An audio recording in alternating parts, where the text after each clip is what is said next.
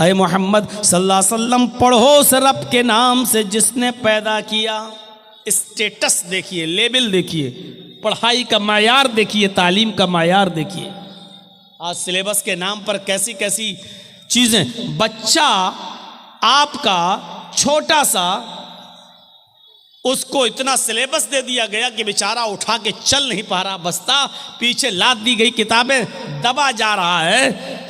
हम लोगों के भी बच्चे पढ़ते हैं स्कूलों में, सिलेबस देखकर, कोर्स देखकर आज ताज्जुब होता है कि इतनी किताबें, इतनी कॉपियां। बच्चे के मायार से को भी देखो जरा, तालीम देखिए सबसे पहले। आए मोहम्मद पढ़ो उस रब के नाम से जिसने पैदा किया। सबसे पहली तालीम अल्लाह की मार्फत की दी जा रही है, उस रब के नाम से पढ़िए जिसने पैदा किया। अरब के लोग भी जानते थे, अरब के लोग भी जानते थे कि इस कायनात का बनाने वाला कोई है, इस दुनिया का बनाने वाला कोई है। वो भी जानते थे एक छोटी सी लकड़ी की टेबल भी बगैर किसी बनाने वाले के वजूद में नहीं आ सकती है। वो भी जानते थे कि हम खजूर के पत्तों की जिस चटाई पर बैठते हैं, वो चटाई भी अपने आप वजूद में नहीं आ सकती है, उस चटाई को भी कोई बनाने वाला है। वो जानते थे कि कपड़ा सिलने की सुई भी बगैर बनाने वाले के नहीं बन सकती है, और मैच बॉक्स, एक माचिस की डिब्बी भी बगैर किसी बनाने वाले के नहीं बन सकती है। जब एक छोटी सी छोटी चीजें बगैर बनाने वाले के नहीं बन सकती, तो इतनी बड़ी जमीन, इतना बड़ा आसमान, इतना बड़ा सूरज और इतने बड़े सितारे और सैयारे और कहकशाएं, ये बगैर बनाने वाले के कैसे वजूद में आ सकती हैं। मौजूदा साइंस कहती है, आज की मौजूदा साइंस कहती है, ये सूरज जिसको हम देखते हैं अपनी आंखों से, ये इतना बड़ा है, इतना बड़ा है कि जिस दुनिया में हम रहते हैं, हम मंजली गांव की बात नहीं कर रहे हैं, हम पूर्णिया शहर की बात भी नहीं कर रहे हैं, हम बिहार स्टेट की बात भी नहीं कर रहे हैं, हम इंडिया की बात भी नहीं कर रहे हैं। जिस दुनिया में हम और आप रहते हैं, जिस दुनिया में सांस लेते हैं, अगर इस मौजूदा दुनिया को सूरज में फेंक दिया जाए, सूरज के अंदर डाल दिया जाए, तो आज की मौजूदा साइंस कहती है कि सूरज इतना बड़ा है, इतना बड़ा है, ये दुनिया सूरज के अंदर ऐसे गिरी हुई नजर आएगी जैसे एक बहुत बड़े फुटबॉल की फील्ड में, फुटबॉल के ग्राउंड में फुटबॉल दिखाई देती है। आपने फुटबॉल का मैच देखा होगा, कितना बड़ा ग्राउंड और स्टेडियम होता है। उस स्टेडियम में अगर एक फुटबॉल डाल दो तो फुटबॉल एक कोने में पड़ी हुई नजर आती है, एक साइड में दिखाई देती है। सूरज इतना बड़ा है इस दुनिया से कि अगर दुनिया को सूरज में डाल दिया जाए तो दुनिया एक गेंद, एक बॉल, एक फुटबॉल की तरह नजर आएगी। यानी और इतना बड़ा है सूरज। अब आप अंदाजा लगा सकते हैं कि उस सूरज में दुनिया एक फुटबॉल नजर आए तो सूरज कितना बड़ा हुआ है। यह आज की मौजूदा साइंस कहती है। फिर यह सूरज बगैर बनाने वाले के कैसे वजूद में आ गया। फिर इस सूरज के अंदर 950 करोड़ 9 करोड़ 30 लाख मील की बुलंदी पर किसने मुअल्लक कर दिया, किसने लटका दिया। फिर सूरज के अंदर 1 करोड़ 40 लाख डिग्री सेंटीग्रेड गर्मी किसने भर दी। ये सूरज रोजाना हमें और आपको 1 करोड़ 40 लाख डिग्री सेंटीग्रेड गर्मी हमें प्रदान करता है, हमें देता है। मेरे भाइयों, ये बगैर बनाने वाले के कैसे वजूद में आ सकता है। इसको अरब के लोग भी अच्छी तरह जानते थे। वो तो अल्लाह को इतना मानते थे और अल्लाह के पावर को इतना जानते थे। हाँ, एक कमी भी उनके अंदर थी, जो जिहालत कह लो। वो कमी ये थी कि वो डायरेक्ट अल्लाह से नहीं मांगते थे, लेकिन देने वाला अल्लाह ही को जानते थे। कुरान पढ़िए, बार बार कुरान देखिए। मेरे ये तलबा जो हिफ्ज़ की डिग्री लेकर और सर पे दस्तारे फजीलत बांध कर जो फारिग हुए हैं, पूछिए मेरे भाइयों, कुरान इनको इन्होंने सीखा है दुनिया की सबसे अजीम किताब को इन्होंने अपने सीने में महफूज किया है। आप ज़रा इनसे कुरान की आयतें पूछें, ये झट से जवाब दे देंगे और बताएंगे। मेरे प्यारे साथियों, इसी कुरान में बार बार आप पढ़ेंगे कि आए मोहम्मद सल्लल्लाहु अलैहि वसल्लम, आए मेरे नबी, इन काफिरों से सवाल करो इस ज़मीन और आसमान को किसने बनाया, तो ये जवाब देंगे अल्लाह ने। अल्लाह को मानते थे।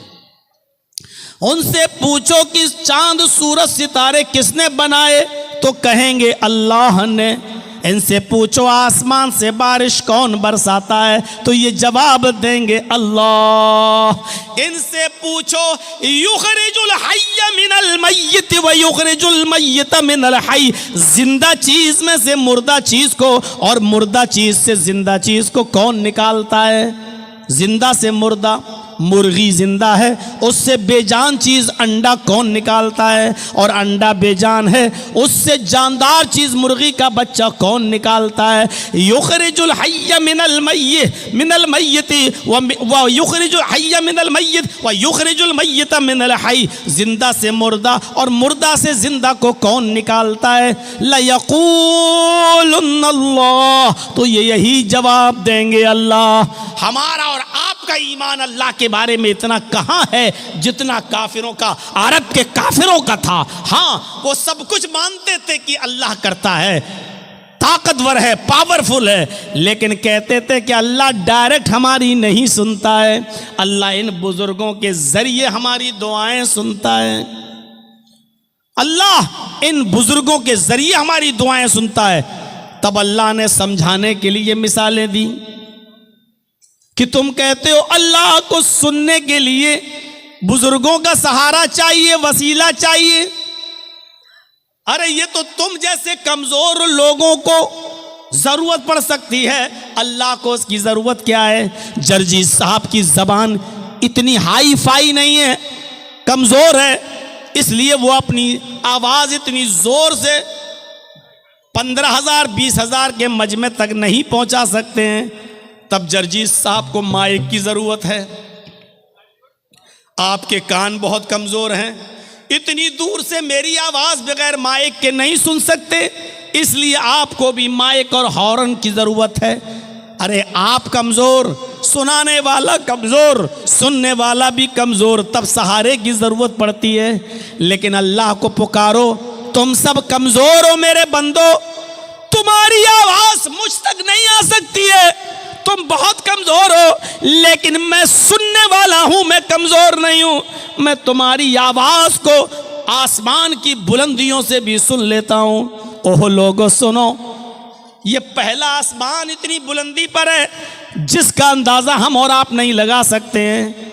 इस आसमान के नीचे 3 कहकशाएं हैं, एक करीबी कहकशां, एक दरमियान में मीडियम बीच में कहकशां, और एक सबसे दूर वाली कहकशां।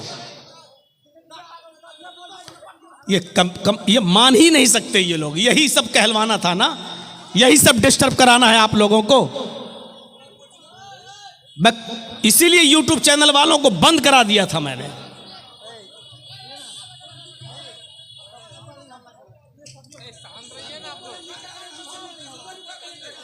अरे ये लोग लाखों रुपए कमा रहे हैं भाई, ये लोग नहीं करेंगे।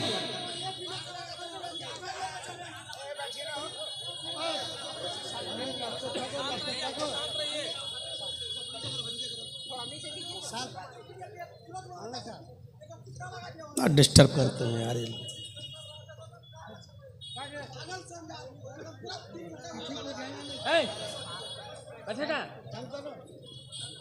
सब स्टैंड हटा के अपने अपने हाथ में लेके बनाइए। तो चलिए स्टैंड हटा दीजिए, अपने अपने हाथ में ले लीजिए मोबाइल।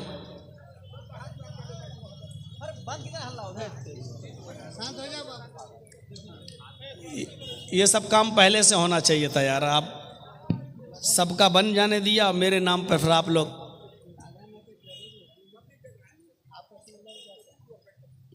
यार कोई ऐसा तरीका अपनाइए कि आपका भी काम हो, पीछे वालों को भी डिस्टर्ब ना हो। कुतुब मीनार की तरह ऊंचा खड़ा कर दिया, दूसरों को दिक्कत हो रही है।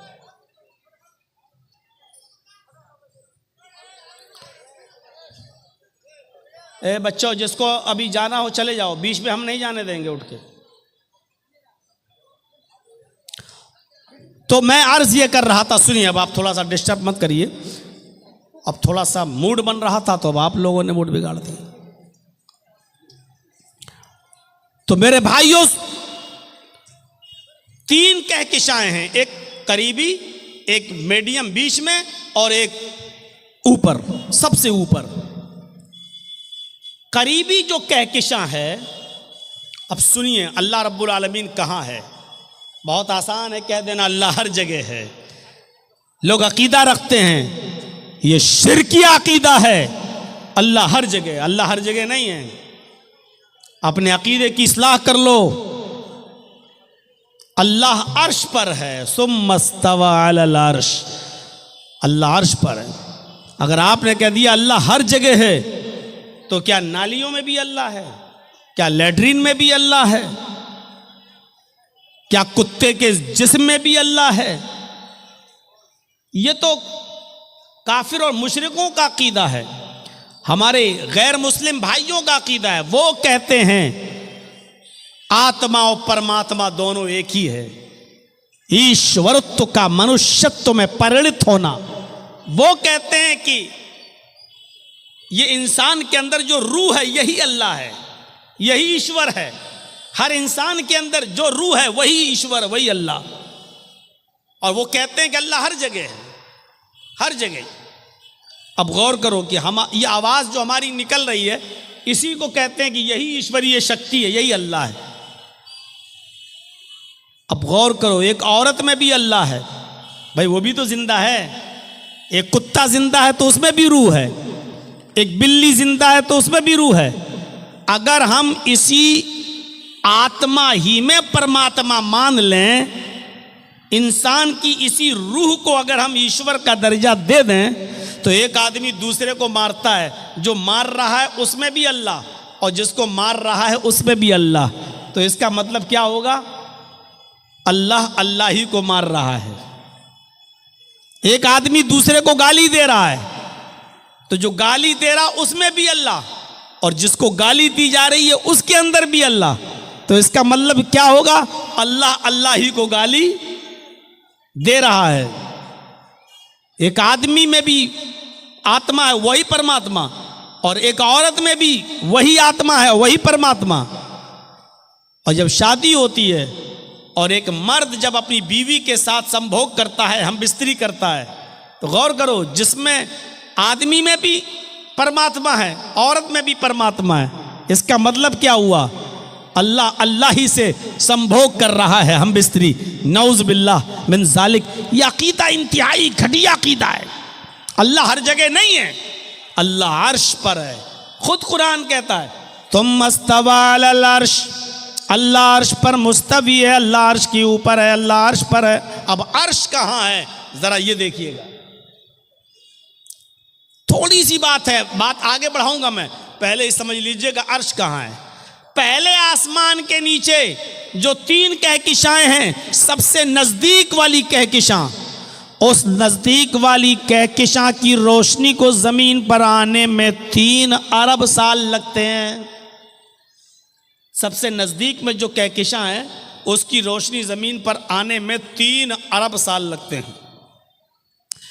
मीडियम बीच में जो कहकशां है, उस कहकशां की रोशनी को जमीन पर आने में 10 अरब साल लगते हैं। 10 अरब साल। जबकि रोशनी की रफ्तार कितनी है, जहन में बिठाइएगा। मैं किसी को भी खड़ा करके पूछ सकता हूं मैंने क्या बताया है, याद रखिएगा। जिसकी गर्दन झुकी होगी उसी को पहले खड़ा करूंगा। कि करीबी कहकशां की रोशनी को जमीन पर आने में 3 अरब साल लगते हैं। मीडियम बीच में जो कहकशां है, उस कहकशां की रोशनी को जमीन पर आने में 10 अरब साल लगते हैं। और रोशनी की रफ्तार कितनी है, यानी कितनी तेज स्पीड से वो रोशनी चल रही है, तब उसको 10 अरब साल लगते हैं। एक सेकंड में 3 लाख मील। इससे पहले के साइंटिस्ट लोग तहकीक करके कहते थे 1 सेकंड में 1,86,000 मील। मौजूदा साइंस कहती है 1 सेकंड में 3 लाख मील की रफ्तार से रोशनी चलती है, तब उसको जमीन पर आने में कितना साल लगता है? 10 अरब साल।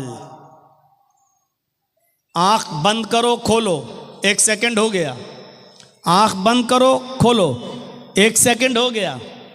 इतनी देर में कितनी रफ्तार तय कर ली रोशनी ने? 3 लाख मील। 60 सेकंड में 1 मिनट में कितनी रफ्तार हो गई? 1 घंटे में कितनी होगी? 1 दिन में कितनी होगी? 1 हफ्ते में कितनी होगी? 1 महीने में कितनी होगी? 1 साल में कितनी होगी? 1000 साल में कितनी होगी? 1 लाख साल में कितनी होगी? 1 अरब साल में कितनी होगी? 10 अरब साल लगते हैं। जबकि ये बीच वाली कहकशां हैं, अभी इससे ऊपर सबसे आखिरी कहकशां तो अभी बाकी है। उस रोशनी को जमीन पे आने में 10 अरब साल लगते हैं। और सबसे ऊपर जो कहकशां है, मौजूदा साइंस कहती है उस रोशनी को चले हुए आसमान से, उस रोशनी को कहकशां से चले हुए 20 अरब साल तो हो चुके हैं, लेकिन उसकी रोशनी अभी तक जमीन पर नहीं आई है। ये पहले आसमान के नीचे की कहकशां का हाल है, अभी पहला आसमान नहीं आया। 20 अरब साल पहले आखिरी कहकशां की रोशनी चली थी, लेकिन 20 अरब साल गुजर जाने के बाद भी अभी वो रोशनी जमीन पर नहीं आई। अभी उसको कितना और अरसा लगेगा कुछ पता नहीं है। साइंटिस्ट कहते हैं कि अभी कोई पता नहीं है कि कितने साल और लगेंगे उसको जमीन पर आने में। इसके ऊपर और बहुत ऊपर पहला आसमान, फिर पहले आसमान से दूसरे आसमान पर आप जाएंगे तो फिर उम्र लगेगी 500 साल। पहले आसमान पर पहुंचिए आप, उसके बाद पहले आसमान से दूसरे आसमान पर जाएंगे तो फिर उम्र चाहिए 500 साल। दूसरे आसमान से तीसरे आसमान पर जाएंगे तो फिर उम्र चाहिए 500 साल। तीसरे आसमान से चौथे आसमान पर जाइए, फिर उम्र चाहिए 500 साल। चौथे से पांचवें पर 500 साल, पांचवें से छठे पर 500 साल, और छठे से सातवें पर 500 साल। अब सातवें आसमान के ऊपर भी अभी अर्श नहीं आया। पढ़िए हदीसें बुखारी वगैरह की, सातवें आसमान के ऊपर फिर 500 साल का सफर करिए तो एक समंदर। अल्लाह ताला का अर्श पहले समंदर में था, अल्लाह का अर्श पहले समंदर पे था। हदीसें हमें यही बताती हैं, सातवें आसमान पर सफर करने के बाद 500 साल का, उसके बाद में आएगा समंदर।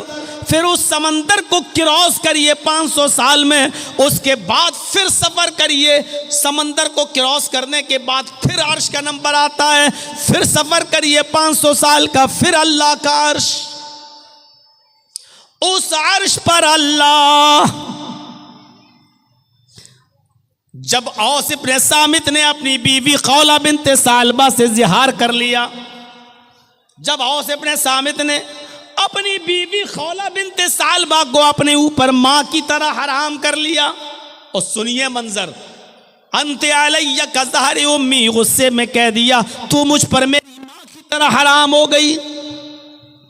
गुस्सा ठंडा हुआ तो अल्लाह के नबी के पास भेजा, दरवाजा खटखटाया, अल्लाह के नबी ने दरवाजा खोला, और जैसे ही दरवाजा खोला तो हजरत आयशा खड़ी हैं। खौला बिन्ते सालबा कहती है मैं आपके नबी से, अल्लाह के रसूल से मैं मिलने आई हूं, इजाजत मिलती है। अल्लाह के नबी और खौला बिन्ते सालबा गुफ्तगू कर रहे हैं। खौला कह रही हैं आए अल्लाह के नबी, मुझे मेरे शौहर ने मुझे अपनी मां की तरह हराम कर लिया है, गजब हो गया है, बच्चों को कौन खिलाएगा पिलाएगा, हमारे लिए कोई रास्ता बताइए, हम क्या करें। अल्लाह के नबी फरमाते हैं अब कोई रास्ता नहीं है, अब तुम अपने शौहर पर हराम हो चुकी हो, तुम उनके लिए जायज़ नहीं हो, अब तो तुम हराम हो चुकी हो। अल्लाह के रसूल के पास कोई वही नहीं आई थी, अभी तक कोई अहकाम नाजिल नहीं हुए थे, इसलिए अल्लाह के नबी मना कर दिए।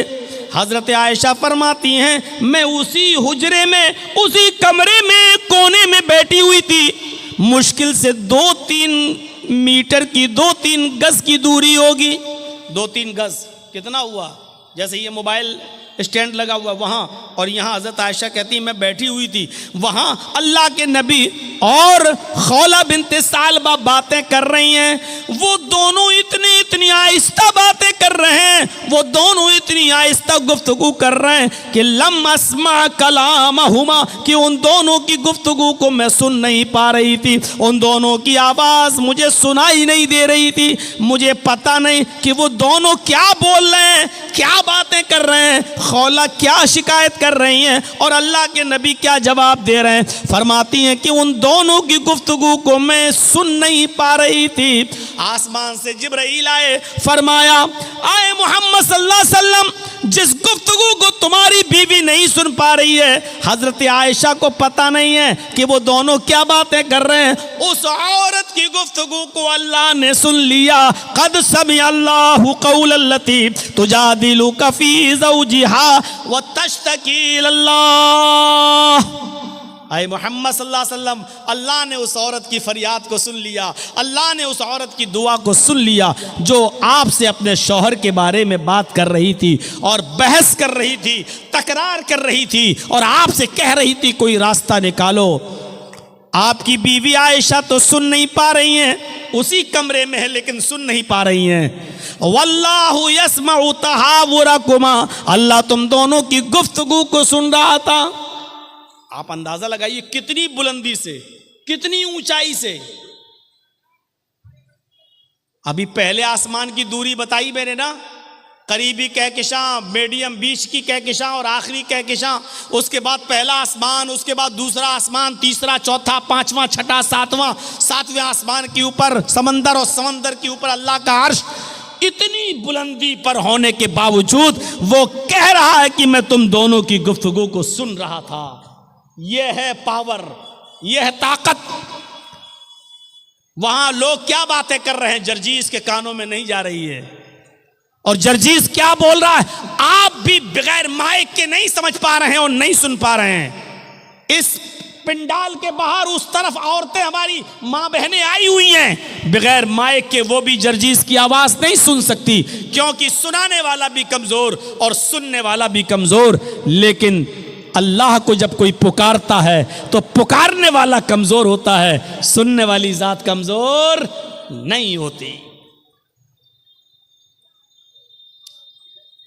इक़रा बिस्मि रब्बिकल लज़ी खलक़, पढ़ो उस रब के नाम से। सबसे पहले तालीम रब के पहचान की दी जा रही है, अल्लाह की मार्फत की दी जा रही है। आपने अपनी औलाद को सबसे पहले तालीम क्या दी? हर मुसलमान गौर करे जो यहां बैठा हुआ है, आप अपने बच्चों को तालीम क्या देते हैं? अल्लाह के नबी फरमाते हैं जब घर में बच्चा पैदा हो और जब वो थोड़ा थोड़ा बोलना शुरू करे तो उसकी जबान से पहला लफ्ज निकलवाओ अल्लाह अल्लाह अल्लाह। जब वो थोड़ा सा और बड़ा हो और बोलने लगे तो उसकी जबान से सबसे पहले जुमला अदा करवाओ, ला इलाहा इल्लल्लाह, ला इलाहा इल्लल्लाह, ला इलाहा इल्लल्लाह। फिर फरमाया जब वो 7 साल का हो जाए तो उसको नमाज पढ़ने का हुक्म दो, नमाज की तरफ ले जाओ, उसकी आदत डलवाओ नमाज पढ़ने की। 7 साल का, 7 साल का जब हो जाए तो उसको नमाज के लिए लेके जाओ अपने साथ, कभी पढ़ेगा कभी छोड़ेगा, बहुत ज्यादा सख्ती करने की जरूरत नहीं है, आदत डलवाइए। लेकिन 3 साल तक प्रैक्टिस कराने के बाद, 3 साल तक आदत डलवाने के बाद, अब जब उसकी उम्र 10 साल हो जाए तो फिर किसी भी कीमत पर अब उसको अपने घर पे नहीं छोड़िए। जैसी अजान हो नमाज के लिए उसकी ताकीद कीजिए, ना पढ़े तो मारिए, ना पढ़े तो पीटिए। फज़रिबूहुम, उनको मार मार कर मस्जिद में लाओ नमाज पढ़ने के लिए। आप कहेंगे साहब बच्चा फिर तो मार के डर से नमाज पढ़ेगा।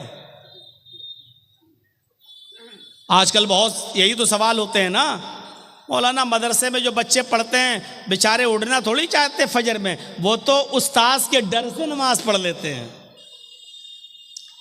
आपकी बात अपनी जगह पर सही है, लेकिन इसका मतलब क्या है कि आदत डलवाना छोड़ दिया जाए? नहीं, आदत डलवाई जाएगी। 7 साल से लेकर 10 साल तक प्रैक्टिस कराओ, और 10 साल के बाद भी नमाज न पढ़े तो मारो, और मार मार के उसको मस्जिद की तरफ लाओ। हमने और आपने अपनी औलाद को तालीम दी तो मैं ये नहीं कह रहा हूं कि अंग्रेजी तालीम मत दीजिए। आज जरूरत है अंग्रेजी तालीम की भी, आज जरूरत है आपके बच्चों को फिजिक्स की भी, आज जरूरत है केमिस्ट्री की भी, आज जरूरत है बायो की भी, आज जरूरत है इन तमाम चीजों की। और कुरान और हदीस में कहीं मना नहीं है, अल्लाह के रसूल ने कहीं नहीं कहा कि अपनी औलाद को कुरान न पढ़ाओ, कहीं नहीं कहा कि अपनी औलाद को कुरान, ये नहीं कहा कि दुनिया की तालीम न दो। बहुत से मौलवी स्टेज पे आएंगे और कहेंगे दुनिया छोड़ो, दुनिया छोड़ो, दुनिया छोड़ो, दुनिया से दूर हो जाओ, दुनिया से बेरगबती अख्तियार करो, दुनिया के खिलाफ तकरीर करेंगे। लेकिन कुरान कहता है कि बगैर दुनिया के तुम रह नहीं सकते हो, बल्कि दुनिया में रहो तो दुनिया भी मांगो और आखिरत भी मांगो। और दुआ सिखलाई अल्लाह ताला ने कि तुम ये दुआ मांगो, रब्बना आतिना फिद दुनिया हसनतन व फिल आखिरति हसनतन व क़िना अज़ाबन्नार।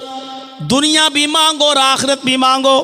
इससे साफ पता चलता है कि आपको अपनी औलाद को मदरसे में भी पढ़ाना है और दुनियावी तालीम भी देना है। सिर्फ उसको मस्जिद का इमाम बनाकर मत छोड़ो।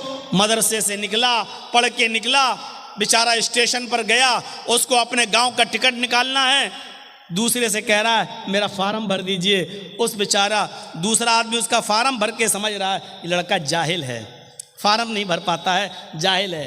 8 साल मदरसे में, 10 साल मदरसे में पढ़ने के बाद भी हमारे मदरसे के बच्चों को रिजर्वेशन फार्म भरना ना आए और दुनिया वालों की नजरों में वो जाहिल कहलाएं, तो ये भी, ऐसा भी नहीं होना चाहिए। आज मदरसों को इतना स्ट्रांग करिए मेरे भाइयों कि वहां कंप्यूटर की भी तालीम हो,